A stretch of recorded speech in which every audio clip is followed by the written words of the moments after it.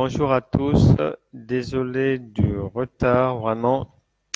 Aujourd'hui, gros souci de connexion, donc je vous prie de m'en excuser. Vous savez bien que ce sont les aléas du direct, donc ce sont des choses qui peuvent arriver. Et qu'à cela ne tienne, nous sommes là. J'espère que tout le monde va entrer. Vous pouvez entrer, la porte est grandement ouverte pour ce dimanche miracle qui va encore une fois nous conduire dans les merveilles de Christ avec toujours la volonté de faire passer la connaissance. Giovanni Las Complexe, bonjour, bienvenue. Que l'Éternel vous fasse beaucoup de bien. Vraiment désolé Giovanni pour le retard. Normalement, le dimanche, on commence à 15 heures. Mais aujourd'hui, malheureusement, il y a des soucis de connexion. Espérons que ça pourra aller pour la suite. Que Dieu vous bénisse abondamment. Je crois de tout mon cœur. Bonjour, maman Lucienne, sois bénie. Je crois vraiment que le Seigneur vous veut toujours au bon endroit et que vous êtes à la bonne place. Soyez vraiment bénis. Oui, maman, toi aussi, sois bénie. Vraiment, il y a des soucis de connexion aujourd'hui, mais ça ne peut pas empêcher la parole de Dieu de passer, la parole de Dieu d'être prêchée, d'être toujours mise en lumière. Et donc, on va aller traiter de notre sujet du jour en sachant que cela fait depuis que nous sommes ici, cela fait maintenant un trimestre que j'ai prêché, j'ai enseigné sur la foi avec l'objectif de poser vraiment les bases de tout ce qu'il faut pour aller grandir dans le Seigneur, dans la marche avec Christ pour s'affermir et puis ajouter aussi à la connaissance. Donc, après ce trimestre sur les bases de la foi, je crois que en ce qui concerne la foi, l'essentiel a été posé. J'ai parlé de la foi dans tous les domaines pratiquement de la vie. Et là, depuis que nous sommes sortis du tribunal, où chacun a été jugé pour ses faits et gestes et paroles et autres écrits, nous avons opté pour traiter d'une problématique qui est courante dans la vie et que beaucoup de gens embrassent. C'est la problématique des fiançailles qui conduisent bien évidemment au mariage. Et actuellement, nous sommes en train donc de voir ensemble des cas pratiques. Et là, nous sommes sur un cas très édifiant, donc que ce sont des faits réels, des faits qui peuvent se produire dans les vies de tout un chacun. Et nous avons vu après la séquence faite entre l'accusé, nous avons été acquittés dans une séquence intitulée Après l'acquittement. Ensuite, nous avons vu le problème d'innocent, le problème de la recherche de l'âme sœur. Et hier, nous avons pris un cas pratique, innocent, un homme qui cherche une âme sœur. Et aujourd'hui, donc, on va aller voir ensemble ce qu'il en est de la recherche d'une femme qui s'appelle Kimia. Et donc, nous pouvons lui dire d'entrer. C'est pour ça que le sujet du jour est intitulé « Faites entrer Madame Kimia ». Et donc, cette Madame Kimia est une dame qui existe réellement et dont on lui a trouvé un nom d'emprunt, mais c'est une personne qui existe réellement. Bonjour, Monsieur Richard Mwanda, bienvenue. Vous êtes au bon endroit pour les bonnes choses du royaume de Dieu. Donc, je disais que il y a une dame qui s'appelle Kimia. Et elle aussi, elle est comme vous peut-être, comme beaucoup de gens, elle est lancée depuis un moment. Elle s'était lancée dans la recherche d'un conjoint. Je précise que Kimia est chrétienne, Madame Kimia est une chrétienne, et donc elle veut chercher le conjoint d'une manière qui respecte le modèle de Christ. Et donc, elle cherche un homme qui peut la rendre bien évidemment heureuse, elle l'espère, elle a la foi pour trouver quelqu'un qui va la rendre heureuse et lui donner des enfants parce que Madame Kimia n'a pas d'enfants. Elle est célibataire, sans enfants, et donc elle a l'espoir, malgré ses 35 ans, qu'elle peut trouver quelqu'un et que le temps lui permettra non seulement de trouver, mais de pouvoir aussi concevoir. Mais c'est peut-être le cas de beaucoup de gens qui se posent des questions. Est-ce que pour moi l'heure est passée? Est-ce que je peux encore? Mais en Christ, tout est possible. Et je sais que cette femme était vraiment dans la souffrance parce que vous savez, mais vous-même, hein, dans la société, à partir du moment où la femme dépasse déjà la trentaine et qu'elle n'a ni enfant et ni époux, bon, les gens commencent à se poser mille et une questions. Et pour la personne intéressée, quand c'est comme ça, ce n'est pas du tout facile à gérer. Donc, le quotidien devient vraiment lourd.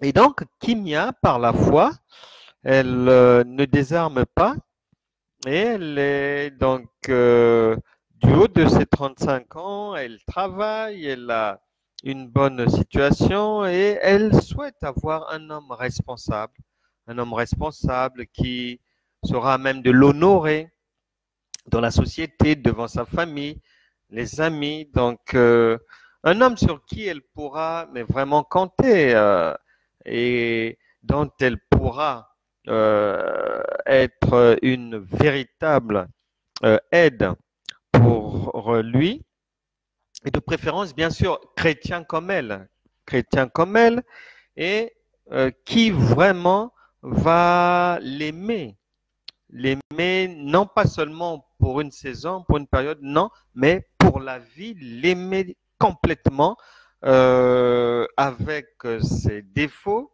et ses qualités. Et Kimia me disait qu'elle était à ce moment-là prête à faire des sacrifices. Des sacrifices, c'est-à-dire même si la personne vit dans une autre ville, elle était prête à y aller. Même si la personne habitait dans un pays autre que là où elle réside, elle était prête à y aller, à faire ce genre de sacrifice, mais de concession, pourvu que l'amour y soit. Pourvu que l'amour y soit. Et à ce stade, il faut dire que Kimia marchait avec un repère dans son esprit. Son repère, c'était Matthieu chapitre 19, verset 6. Matthieu chapitre 19, verset 6. Et elle me dira qu'elle tient à la parole de Dieu qui dit que les deux deviendront une même chair. Les deux deviendront une même chair. Et à ce moment-là, lorsque je l'écoutais, on a eu le temps d'échanger et je lui donnais quelques conseils. Et je lui ai fait savoir que lorsque la parole de Dieu en Matthieu chapitre 19 verset 10 stipule que les deux deviendront une même chair, et au verset suivant, donc au verset, non, Matthieu chapitre 19, je ne suis pas à la bonne page. Matthieu chapitre 19, verset 6, dit donc que, il s'attachera à sa femme et les deux deviendront une seule chair. Et le verset suivant, 6, ainsi, ils ne sont plus deux, mais ils sont une seule chair, que l'homme donc ne sépare pas ce que Dieu a joint. À ce niveau, je voulais faire comprendre ceci. Souvent, beaucoup de gens prennent tous les mariages et les attribuent à Christ, les attribuent à Dieu, disant que Dieu a dit que l'homme ne sépare pas ce que Dieu a joint. Mais à la réalité, Dieu n'est comptable que de ce qu'il a promis, de ce qu'il a dit. Une personne qui se marie en dehors du Seigneur, en dehors du modèle de Christ, mais Dieu n'est en rien engagé dans une telle union. Donc, le Seigneur n'est engagé, ne peut répondre, ne peut soutenir, ne peut aider, ne peut interdire que l'on touche à une union que si elle a pour base Christ. Si elle a pour base Christ. C'est pour ça que, mais le sachant, Madame Kimia souhaitait vraiment se marier dans le cadre purement chrétien, afin d'avoir la sécurité de la protection divine, afin de bénéficier de la présence de Christ dans son ménage et puis surtout de ne pas se tromper. Parce que lorsqu'on veut se marier selon les standards de Christ, on écoute ce que le Seigneur va dire. On est attentif à la parole de Dieu. On ne fait pas n'importe quoi. On ne mélange pas Dieu et César. On ne mélange pas la loi et la grâce. On ne mélange pas la chair et l'esprit. C'est impossible, ça ne peut pas marcher. On ne mélange jamais Dieu. Ce qui est de Dieu relève de Dieu, ce qui n'est pas de Dieu ne relève pas de Dieu. Donc, beaucoup de gens l'ignorent, beaucoup de gens tombent dans des travers, beaucoup de gens marchent avec des faux raisonnements. Jacques a dit, attention, Jacques chapitre 1, verset 22. Attention, ne vous trompez pas vous-même par de faux raisonnements. Donc, à retenir que le Saint-Esprit n'est comptable que des unions dont il est à l'origine, à la base, dont il est la fondation, le rocher. Et Madame Kimia, donc, le savait. Et maintenant, comme chacun de nous a un passé, nous avons tous un certain vécu. Elle cherche quelqu'un. Et hier, on a parlé d'innocent. On a parlé de son passé, où il avait vécu dans un ménage qui avait explosé, qui s'était disloqué, avait fini par une séparation. Et en ce qui concerne Madame Kimia, surprenant que ça puisse être, elle aussi expliquera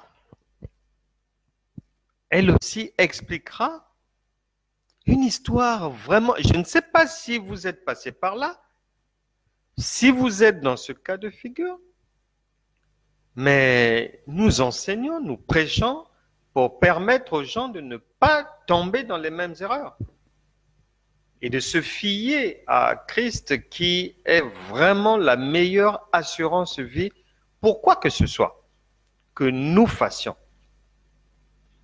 Et donc, Madame Kimia, dans son passé, on trouve qu'elle a aussi vécu dans un ménage.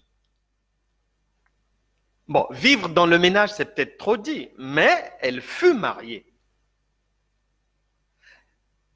Elle a donc cette expérience-là d'une précédente relation qui a échoué.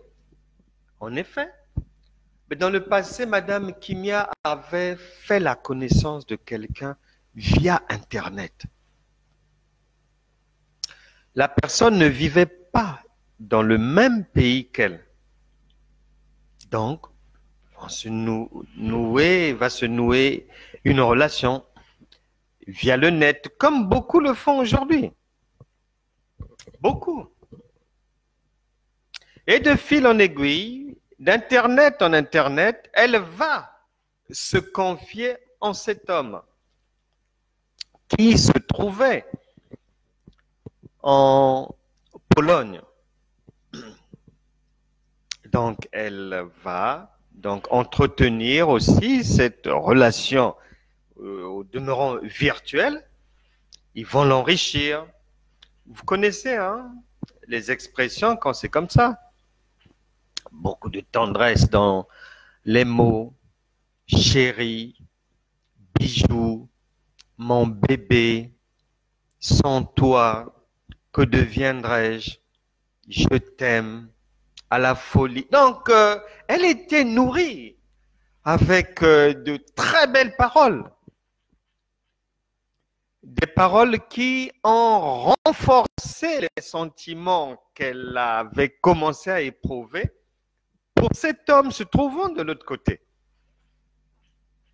Des mots doux par des mails, des messages, WhatsApp, tout ça là, ça fait monter la mayonnaise et Madame Kimia, à ce moment-là, s'est retrouvée complètement amoureuse. Donc, bien sûr, il y a des échanges de photos et tout, de part et d'autre. Donc, quand elle voyait la photo, elle était vraiment déjà en Pologne. Et par amour, donc, elle va faire confiance. Je ne sais pas si c'est votre cas. Donc, à distance, amoureuse, étant chrétienne, comme pour se marier en Christ, il est dit qu'il faut éviter les relations sexuelles avant le mariage. Donc, Madame Kimia, en fait, elle avait maintenant imagé la rencontre. Et donc, pour éviter de commettre l'acte sexuel avant le mariage, elle a accepté à l'époque, donc, de commun accord avec cet homme-là, se trouvant en Pologne, elle a accepté qu'il puisse se marier. Donc, le monsieur là-bas en Pologne va préparer le mariage. Bien sûr, Madame Kimia envoie ses documents et tout, elle est vraiment enthousiaste. Et le monsieur, donc, fait les démarches. Et le jour du mariage va être fixé. C'est là où il ne faut pas tomber dans un piège. C'est vrai que il ne faut pas qu'il y ait de relations sexuelles avant le mariage. Mais est-ce pour autant qu'on va aller se jeter comme ça? Une personne que tu n'as jamais même physiquement vue, que en vérité tu n'as pas fréquenté, tu ne connais même pas son vécu, même pas son quotidien. Et ce qu'il t'a dit à travers Internet, il n'y a aucune garantie que cela soit vrai. Mais Vous savez vous-même, quand une femme est déjà amoureuse dans son cœur, plus rien pour l'arrêter. D'autant plus que Madame Kimia m'expliquait qu'elle voyait son âge avancer. Elle n'a pas d'enfant. Donc vraiment, elle voulait éviter de faire l'amour avant le mariage.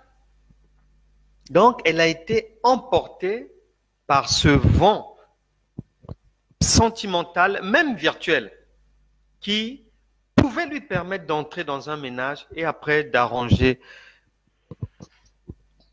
tout le reste de l'intérieur. Et donc, de fil en aiguille, les préparatifs arrivent à leur terme. Et Madame Kimia va faire le déplacement 2 à 3 jours avant leur mariage à Varsovie, en Pologne. Elle débarque là-bas. Vous connaissez vous-même, hein? En toute beauté. Elle a vraiment transporté toute la beauté dont elle pouvait disposer à ce moment-là. Les mèches, la tête chargée de choses pour faire craquer le monsieur. Les mascaras, les vanities, tout ce qu'il fallait pour faire complètement tomber le monsieur. Et les vêtements, je ne les décris même pas. Donc la valise était vraiment conséquente. Et elle arrive là-bas. Lorsqu'elle arrive là-bas, et je prie que cela ne soit pas votre cas. Si vous êtes sur cette voie, la Bible déclare, si vous entendez aujourd'hui sa voix, donc celle du Saint-Esprit, n'endurcissez pas votre cœur. Attention, dans la recherche du conjoint. Elle arrive là-bas, elle est reçue par, c'est là où elle voit pour la première fois son futur époux pratiquement à la veille de la cérémonie de mariage. Bon, elle arrive là, elle trouve un bonhomme, puisqu'elle est déjà amoureuse, donc tout ce qu'elle voit est bien. Et donc, elle est reçue là-bas, en Pologne, et très rapidement, le jour de son arrivée, elle va se rendre compte. Ils vont aller, donc le futur couple, le couple en formation, ils vont aller faire des courses parce que le monsieur a convié des amis. Et les membres de la famille disponibles qui se trouvaient à Varsovie.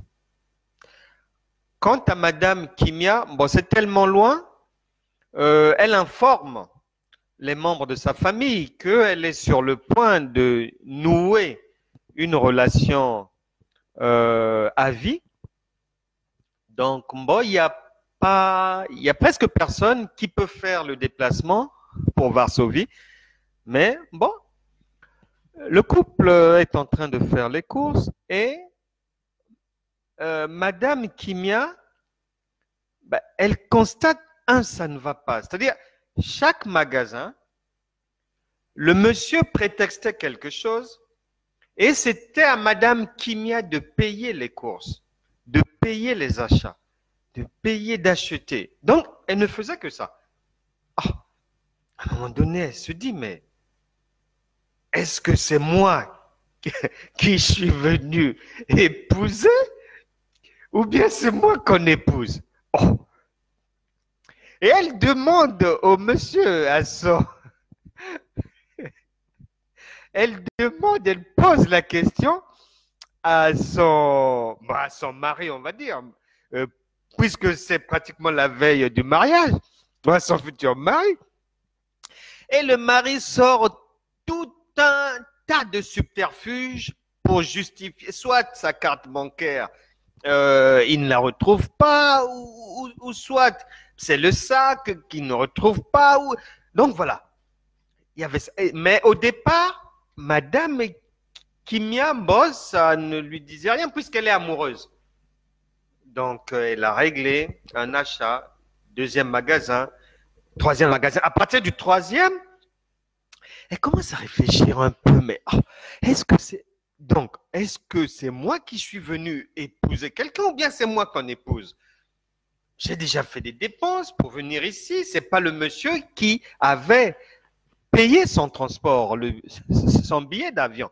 C'est elle-même, avec le visa, c'est elle-même, les démarches à faire, c'est elle-même et tout. Et au fur et à mesure du déroulé, elle commence à se poser des questions. Se pose des questions. La nuit, elle n'endort pas. Et elle avait planifié, c'est-à-dire elle peut supporter 2 jours, 3 jours, après il y a le mariage et il y a la nuit de noces et la relation sexuelle. Donc pour elle, elle avait tellement déjà attendu, le corps demandait, avait besoin d'un rapport sexuel, donc elle avait calculé le temps d'attente, bref temps d'attente, et après c'était la fête. Malheureusement pour elle, donc la veille du mariage, lorsqu'elle fait le bilan, depuis qu'elle était arrivée, toutes les dépenses, c'est elle qui les avait faites. Toutes les dépenses. Et là où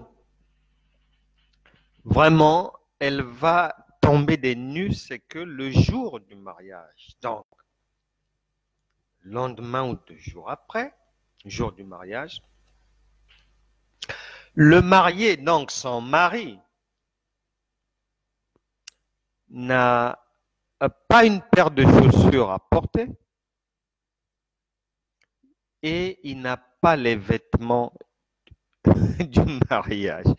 J'espère que si quelqu'un est en train de préparer quelque chose quelque part, j'espère pour vous qu'il n'en sera pas ainsi. Et là, elle a failli tomber en syncope. Et lorsqu'elle parle au monsieur, elle dit, mais quand même, ça faisait un moment qu'on préparait le mariage. Donc, jusqu'à présent, tu n'as pas préparé depuis des mois qu'on était derrière cette histoire. Tu n'as pas une paire de chaussures, tu n'as même pas un costume. À ce moment-là, le monsieur elle va surprendre le monsieur en train d'appeler un ami pour emprunter une paire de chaussures. Elle dit, mais non, c'est pas possible. Donc, elle va gueuler, elle va dire la vérité au monsieur que non, elle ne peut pas accepter être épousée avec les chaussures d'un autre. Donc, c'était l'humiliation. Et les vêtements, il s'apprêtait aussi à emprunter un costume. Heureusement qu'elle avait fait sa réservation d'hôtel. Heureusement. Parce qu'il y a cette histoire où la mariée doit être quelque part, la future mariée doit être quelque part, le futur marié aussi. Donc, ça lui avait permis, ça avait permis plutôt au monsieur de ne pas être découvert plus tôt. Et donc, à ce moment-là, quand elle constate que le monsieur n'a ni chaussures, ni vêtements pour le mariage, elle va comprendre qu'elle a commis une grosse erreur. Mais c'est trop tard. C'est le jour du mariage. Il faut maintenant aller à la mairie. Elle est en terre étrangère. Elle ne connaît pas comment ça se passe dans ce pays. Donc, elle est dépendante. Maintenant, lorsque tu es dans une posture de dépendance, est-ce que tu peux reculer? Elle me dira que elle ne pouvait pas. Elle s'est retrouvée comme piégée. Malgré qu'elle savait à ce moment-là qu'elle avait commis une grosse erreur et qu'elle n'avait même pas, en tant que chrétienne, consulté Dieu pour cette histoire, puisqu'avec Internet, ça va très vite. Voici une personne qui est partie se marier en sachant que la première chose, sa première préoccupation, après son oui à la mairie, sera de sortir de ce mariage. Quel drame! Et voilà, c'est ce qu'elle va vivre. Le mariage va avoir lieu. Elle va refuser la nuit de noces proposée. Et en fait, dès le jour du mariage, elle a débuté aussi d'abord dans son esprit et ensuite administrativement les démarches pour le divorce. Voilà le passé de Madame Kimia. Elle était rentrée dans un ménage. Avant d'y entrer, elle avait déjà préparé la sortie du ménage. Parce que elle est partie épouser quelqu'un, en fait, qu'elle ne connaissait pas. Êtes-vous dans cette situation? Êtes-vous en train de préparer une chose qui y ressemble un peu? Il est temps de reculer, de demander, mettre en application le conseil de Dieu, de faire attention. Que ces histoires de mariage arrangé et tout bien à distance et puis on débarque comme ça et tout, réserve beaucoup de mauvaises surprises, des choses désagréables. Vous avez déjà engagé des frais. Vous avez déjà engagé votre parole. Vous êtes liés par votre parole. Vous savez que nos paroles nous suivent. Comment sortir après d'un engagement, même verbal? Comment? Et là, il y a matière à réflexion. Est-ce que c'est parce que elle voulait éviter les rapports sexuels avant le mariage qu'il fallait qu'elle se jette dans le mariage comme ça?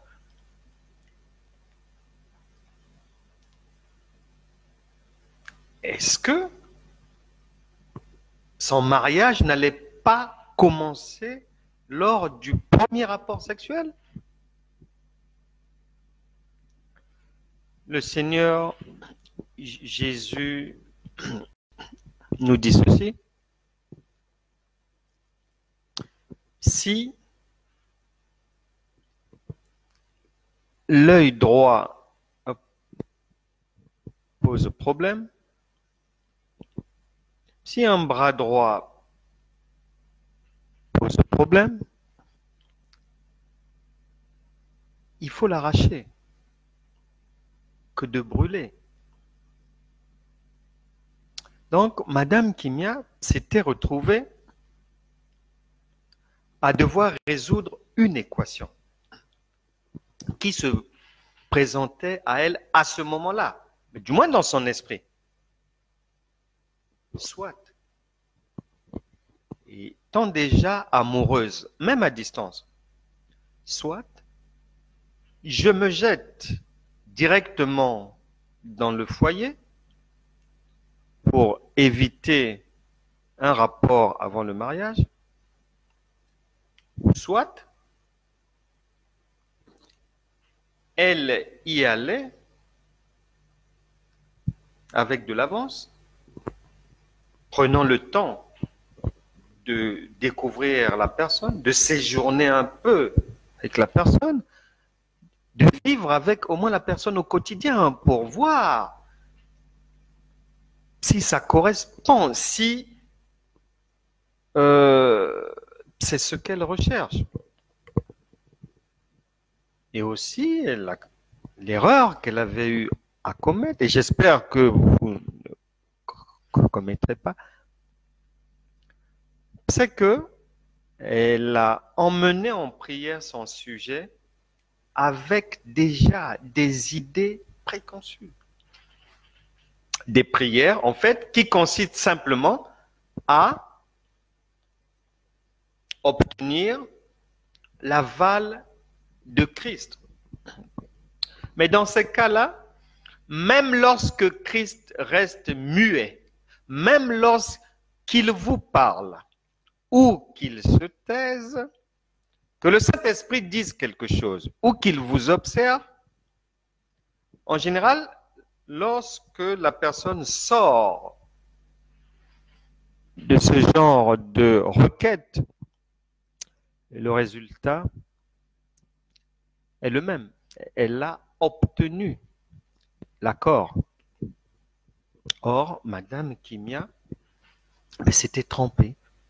Elle avait suivi sa chair et se retrouvait dans cette situation,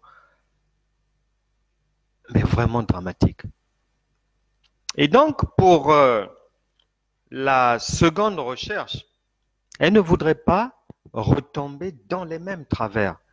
Et c'est pour ça que elle a bien voulu écouter.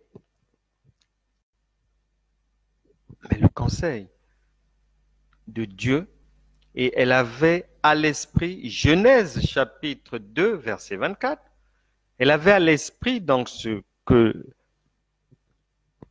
l'on venait de voir, Matthieu chapitre 19, verset 5 et 6, dans son esprit.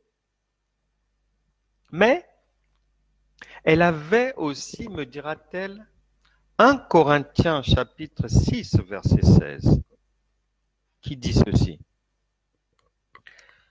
Ne savez-vous pas que celui qui s'attache à la prostituée est un seul corps avec elle? Car, est-il dit, les deux deviendront une seule chair. Les deux deviendront une seule chair. Cette parole figure en Genèse chapitre 2, verset 24, Matthieu chapitre 19, versets 5 et 6 là-bas. On a vu ensemble. Donc, si le Seigneur dit que même quelqu'un qui va chez une prostituée, donc ce qui veut dire que qui va avoir un rapport sexuel et en ayant conscience que c'est quelque chose de passager, quelque chose de bref, c'est avec une personne que l'on ne connaît pas, on est juste de passage, mais la Bible déclare que même dans ce cas-là, les deux forment déjà une même chair, donc sont déjà mariés. Alors, il y a matière à se demander.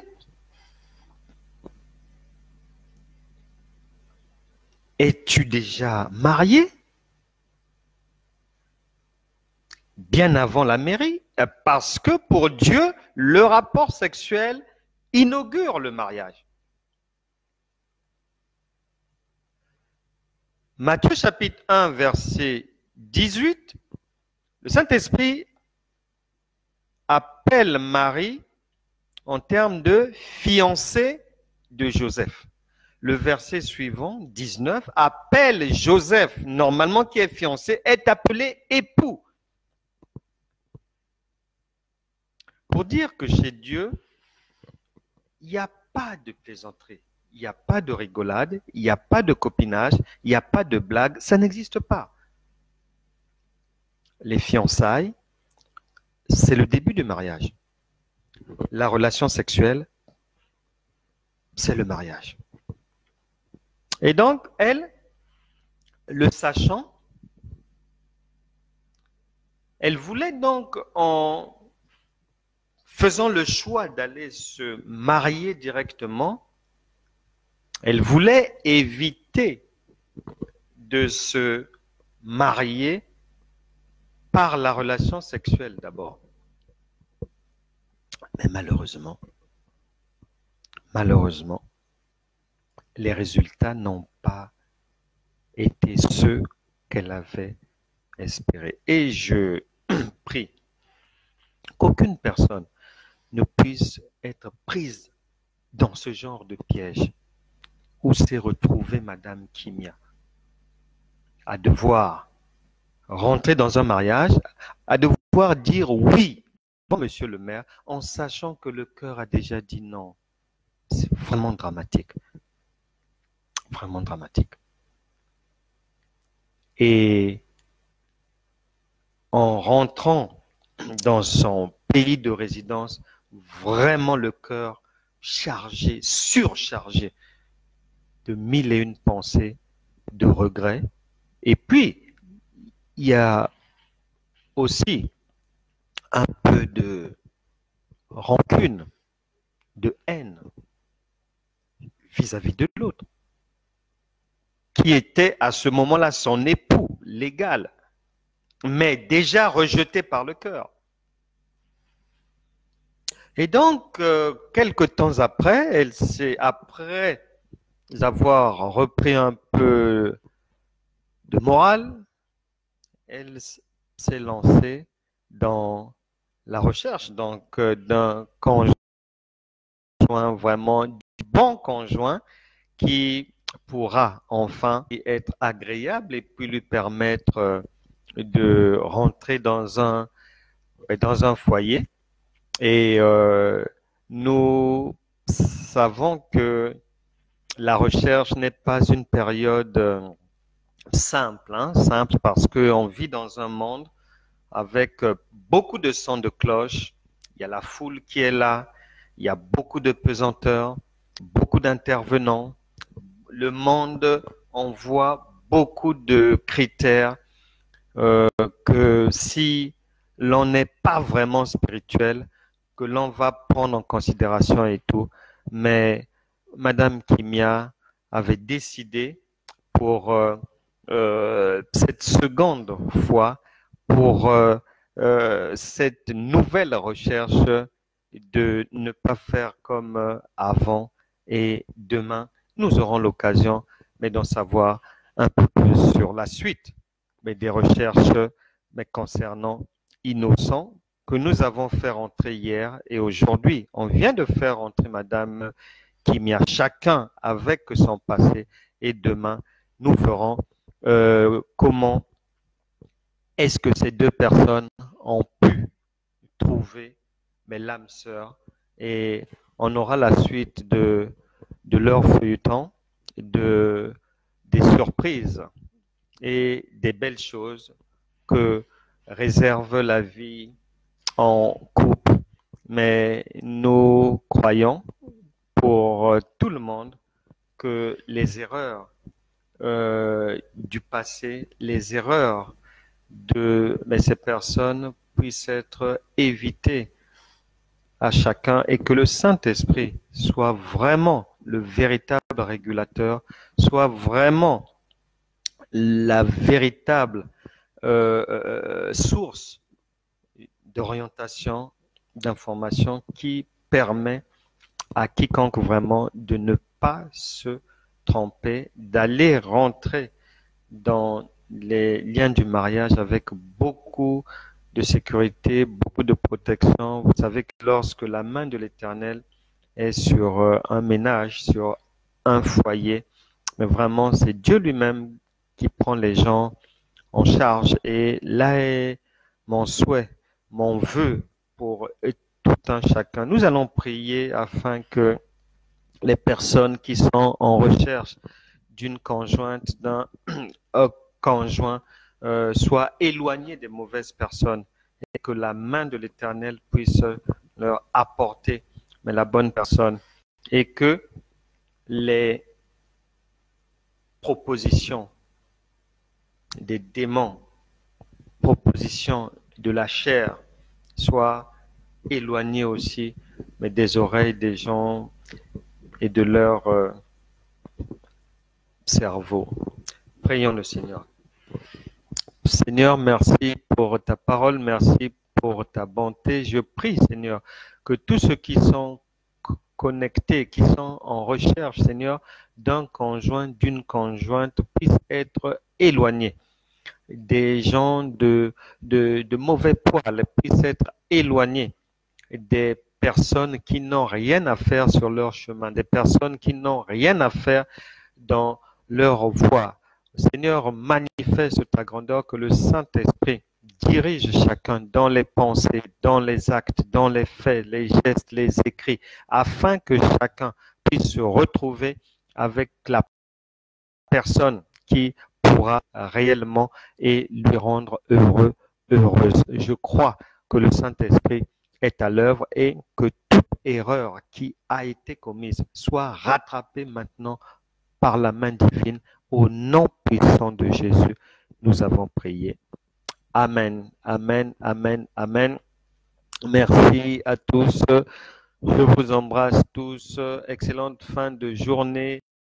Bonne nuit, bon réveil. Ça dépend de là où vous vous trouvez. Et encore une fois, avant de nous quitter, je tiens à vous adresser toutes mes excuses pour le désagrément causé avec ce retard dû à un problème de connexion.